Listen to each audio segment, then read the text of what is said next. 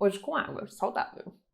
Debate. Pesquisa presidencial. Damares voltando atrás do seu discurso e aplicativo milagroso que acaba com o analfabetismo. Hoje, o papo é sobre o bolsonarismo antes do segundo turno, que é no dia 30 de outubro. O primeiro turno, já sabemos, foi uma derrota para o presidente Jair Bolsonaro. O presidente, com a máquina pública em mãos e quebrando a Constituição repetidamente para lançar auxílios em ano eleitoral, chegou a 43% dos votos. É uma derrota. Vamos lá, de novo, isso é uma enorme derrota para quem tem a máquina pública nas mãos. A pesquisa do IPEC mostrou que das casas que são beneficiadas por programas sociais, 60% votam no Lula. Realmente, existem faixas que não têm como tentar comprar o voto, principalmente depois de falar que pobres são acostumados a não aprender uma profissão.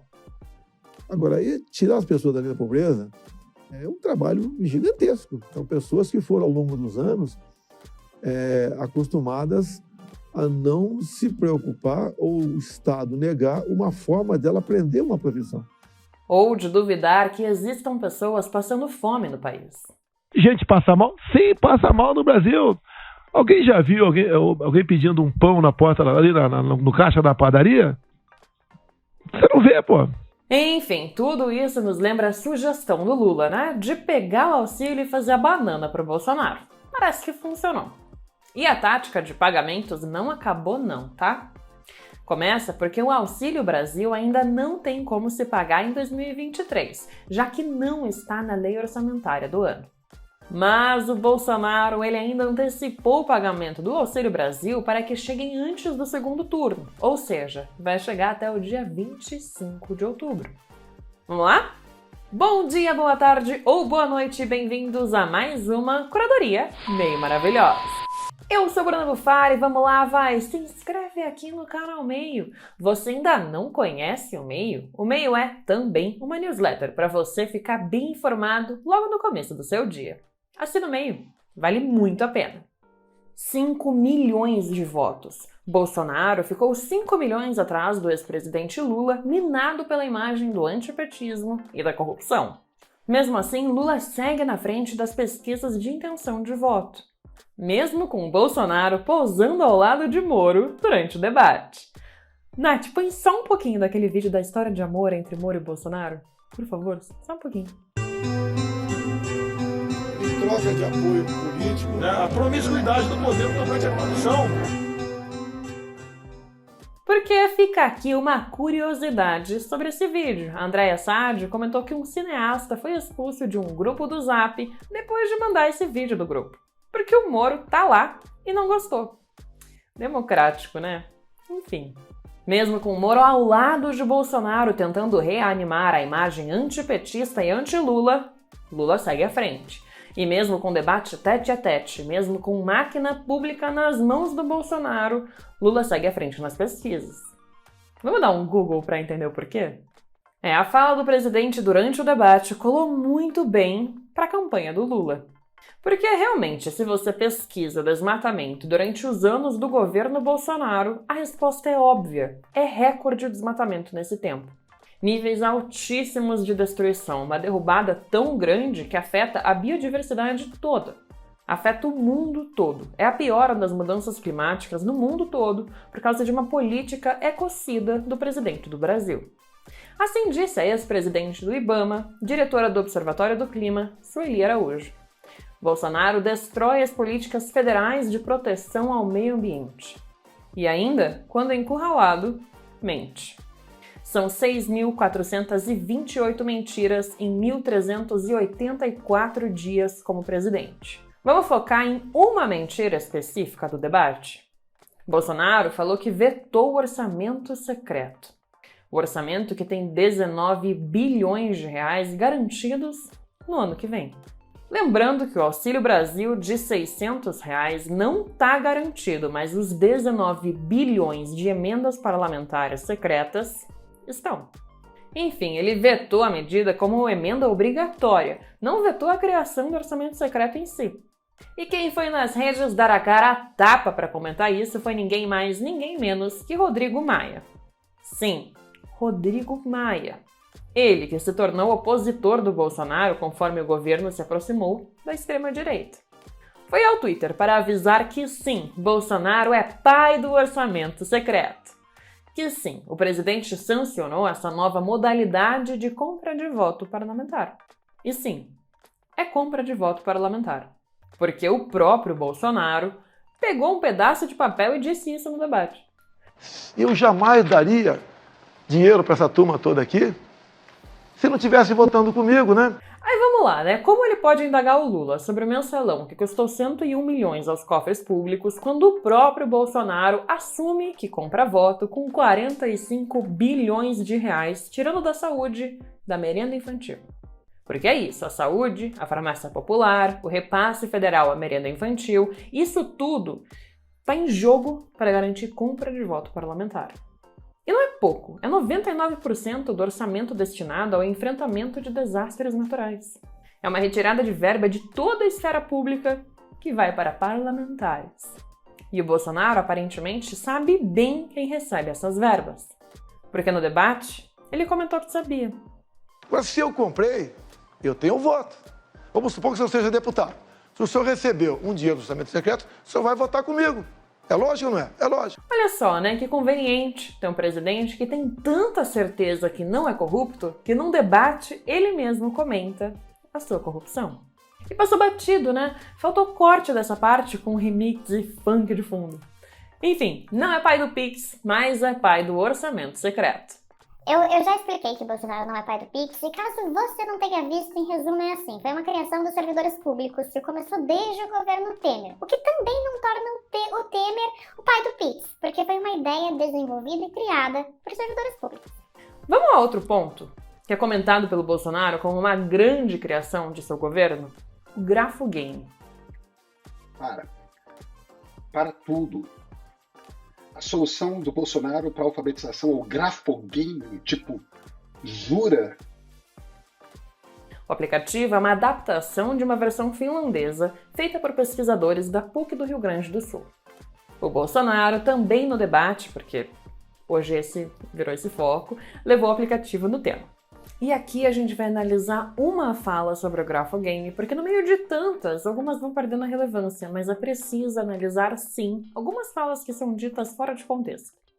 O Bolsonaro afirmou que o Grafogame alfabetiza crianças em 6 meses, e que o governo Lula alfabetizava em 3 anos. Olha, a alfabetização não é startup que dá para diminuir as metas com investimento em 6 meses para alfabetizar uma criança com 6, 7 anos. O aplicativo não resolve a defasagem do sistema de ensino brasileiro. E até a PUC fez nota deixando isso óbvio. O aplicativo é uma ferramenta de apoio. Um aplicativo sozinho não alfabetiza uma criança. O Instituto até reiterou que a iniciativa não tinha em nenhum momento o objetivo de alfabetizar uma criança sozinho, porque ela precisa de apoio da escola e de educadores. Sério, não é só dar um telefone para uma criança e esperar que ela saia lendo, e não é possível que isso tenha que ser dito. Mas a gente também entra, como sociedade, em outra problemática, que é como que você espera alfabetizar crianças no ensino público com um aplicativo, que precisa de celular e internet. Você complica ainda mais o acesso da criança a uma ferramenta, a educação. Maria Alice Junqueira, coordenadora da ONG SEMPEC, falou o seguinte à BBC Brasil: se o aplicativo que começou a rodar em 2020 tivesse o poder de alfabetizar em 6 meses, os índices de alfabetização estariam melhores e não piores. Pois é, Junqueira, porque os índices dobraram entre 2019 e 2021, de 15% para 34% de crianças do 2º ano que não sabem ler nem escrever. Dá um celular na mão da criança que ela sai lendo Dostoiévski sozinha. É o famoso dar um Google, né? Resolve.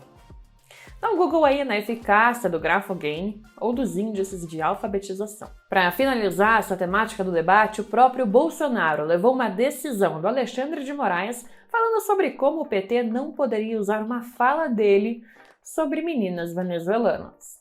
Ele mesmo trouxe à tona.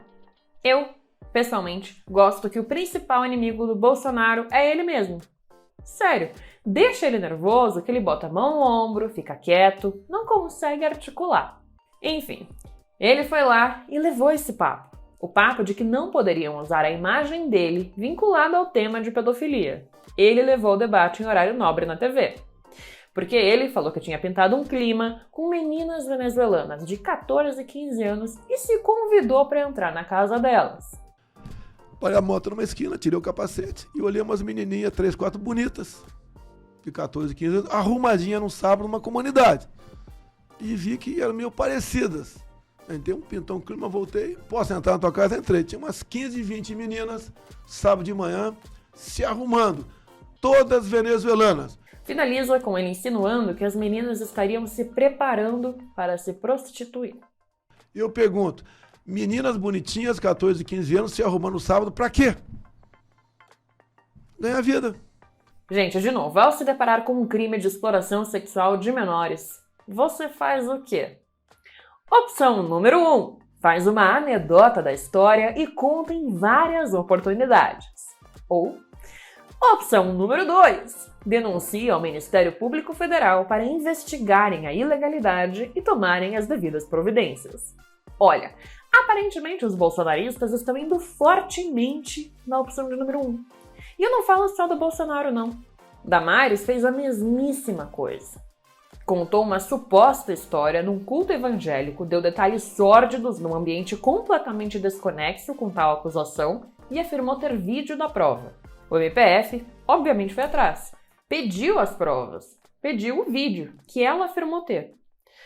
Agora, a Damares pediu mais 30 dias para entregar a prova. Ela falou que bebês de 8 meses eram estuprados. Falou que crianças tinham dentes extraídos.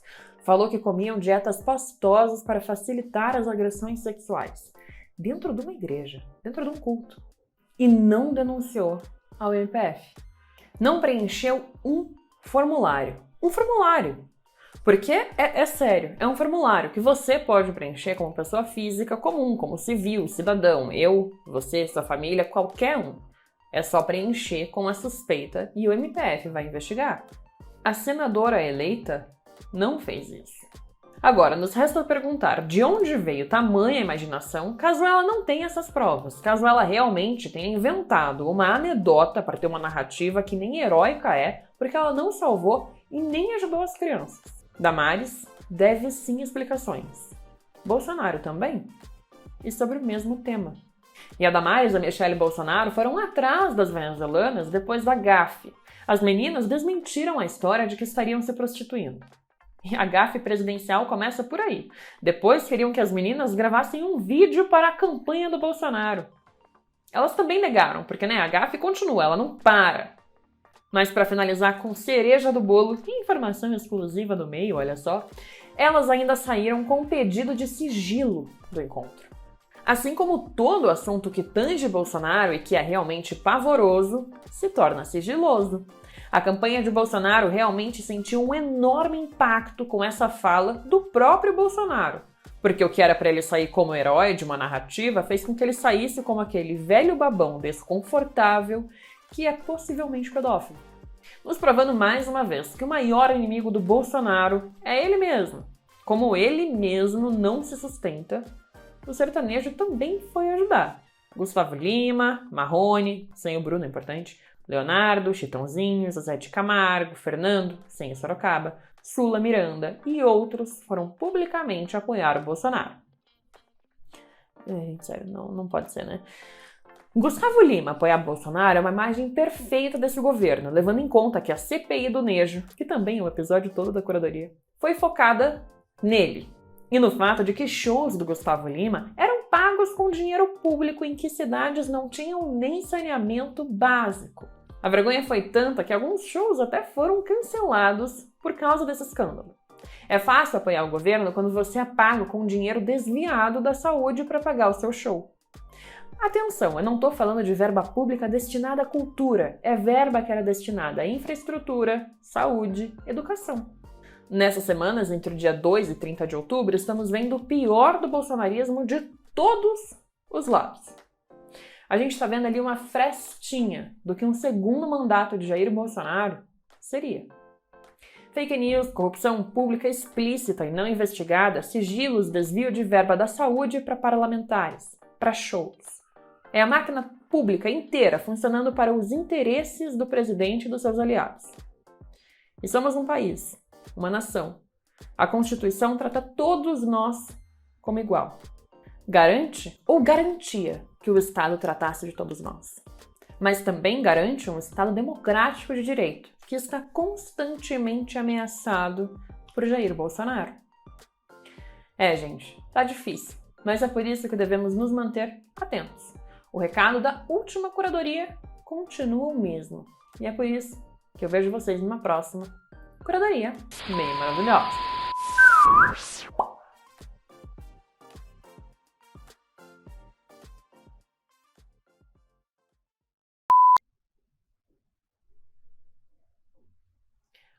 Eu tentei pensar numa mensagem, Nath, pra deixar pra você de final.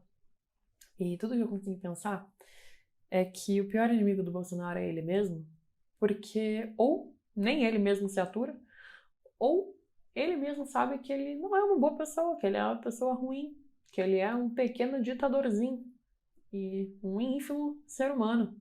Talvez essa seja a conclusão que ele mesmo tira. Ou talvez não, porque às vezes ele tem um ego tão gigantesco que ele não enxerga essa pequenez dele mesmo. E assim, a gente teve ali no debate, né, uma enorme possibilidade do Lula olhar para o Bolsonaro e falar: cara, tua família comprou 51 imóveis em dinheiro vivo.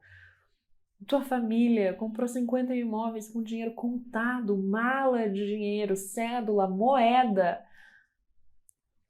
E a gente não teve.